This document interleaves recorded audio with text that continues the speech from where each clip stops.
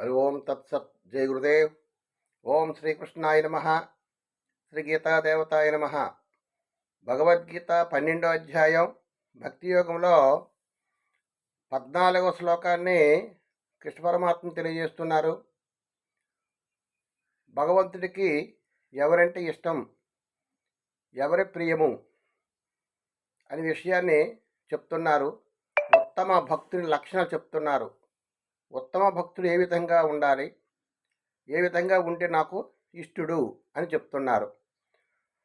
సంతుష్ట సతతం యోగి యతాత్మా దృఢ నిశ్చయ మయత్పిత మనోబుద్ధి యో మద్భక్త సమే ప్రియ. నాకు ఎవడు ప్రియుడు అని విషయం చెప్తున్నాడు. సంతుష్ట సతతం. సతతం అంటే ఎల్లప్పుడూ సంతృప్తితో ఉన్నవాడు, ఎల్లప్పుడూ సంతృప్తితో ఉన్నవాడు. అంటే సంతృప్తితో ఉన్నవాడికి సుఖశాంతులు ఉంటాయి, సంతృప్తి లేని వాడికి సుఖశాంతులు ఉండవు.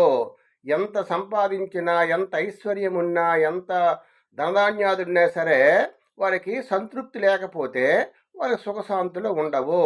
ఆ విధంగా సంతృప్తి కలిగిన వాడికే సుఖశాంతులు ఉంటాయి. భగవంతుడు కూడా వాడిని ఇష్టపడతాడు. ఆ విధంగా సంతుష్ట సతతం యోగి, యోగయుక్తుడే ఉండాలి. యోగయుక్తుడంటే భగవంతుడు ఏం చెప్తుండంటే యోగివి కమ్ము అని అన్నాడు. యోగి అంటే మనసుని పరమాత్మ యందు నిలపడము, అంతర్దృష్టి యందు అంతరాత్మ యందు నిరంతరము కూడా భగవంతుణ్ణే స్మరిస్తూ భగవంతుణ్ణే పరమగతిగా నమ్మినటువంటి వాడు యోగి. అటువంటి యోగ దృష్టిలో ఉన్నటువంటి వాడు నాకు ఇష్టము. యథాత్మ అంటే మనసుని ఇంద్రియాలు నిగ్రహించాలి.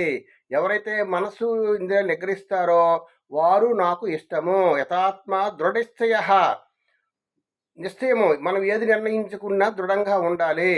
చంచల స్వభావంతో ఉండకుండా, చంచల మనసుతో ఉండకుండా ఒక దృఢ నిర్ణయంతో ఉండాలి. భగవంతుడు ఉన్నాడు, భగవంతుడు నాకు కాపాడుతాడు, భగవంతుడు నేను శరణు వేడుకుంటాను, నేను మోక్షాన్ని పొందుతాను.